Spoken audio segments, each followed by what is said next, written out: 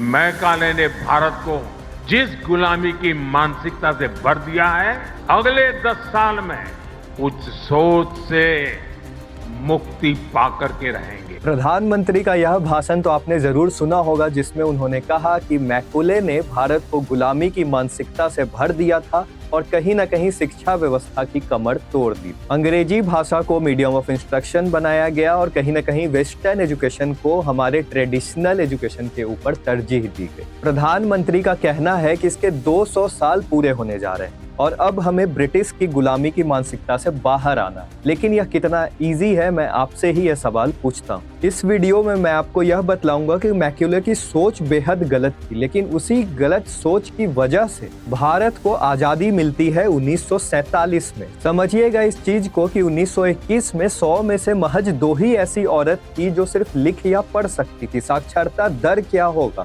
जो traditional education system था, गुरुकुल या मदरसा, उसमें सभी वर्ग के लोगों का जाना संभव नहीं था। इसलिए इंग्लिश एजुकेशन सिस्टम उन वंचित वर्गों के लिए एक वरदान बनकर भी उभरा। स्कूल के दरवाजे सभी लोगों के लिए खोल दिए गए और इसी वेस्टर्न एजुकेशन सिस्टम की वजह से सोशल रिफॉर्मर्स का जन्म हुआ, जैसे कि फूले, राम मोहन रॉय, जिन्होंने अतीत में समता और समानता पर प्रकाश डाला। इसी वजह से ऐसे लीडर्स का भी जन्म हुआ जैसे कि नेहरू, पटेल, गांधी, अंबेडकर, जिन्होंने अंग्रेजी की पढ़ाई अवश्य की लेकिन अंग्रेजों के गुलाम वो कभी नहीं बने। यह सब बदल रहा था और मैकाले ने खुद भी यह कभी कल्पना नहीं की होगी कि एक नवीन भारत बनकर उभरेगा। चाहे समानता वाले न्याय के लिए 1860 में भारतीय न्याय संहिता का गठन या फिर आगे चलकर रिवॉल्यूशनरी लीडर्स भगत सिंह जैसे लोगों का आना। अंग्रेजी की ही वजह से इंडस्ट्रियलिस्ट जैसे कि जेडी बिरला या जमशेदजी टाटा ने अपनी पकड़ बनाई और वेस्टर्न एजुकेशन के बदौलत ही रशियन रेवोल्यूशन, आयरिश रेवोल्यूशन या फ्रेंच रेवोल्यूशन से भारतीयों ने सीखा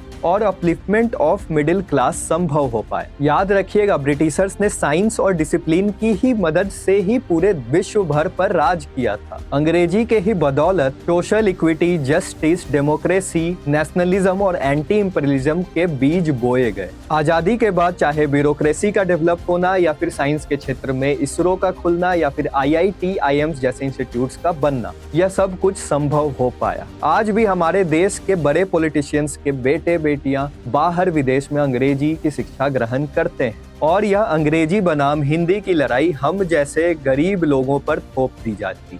आपका इस पर क्या मत है, मुझे कमेंट सेक्शन में आप कमेंट कर बतला सकते हैं। वीडियो अच्छा लगा तो ज्यादा से ज्यादा शेयर करें।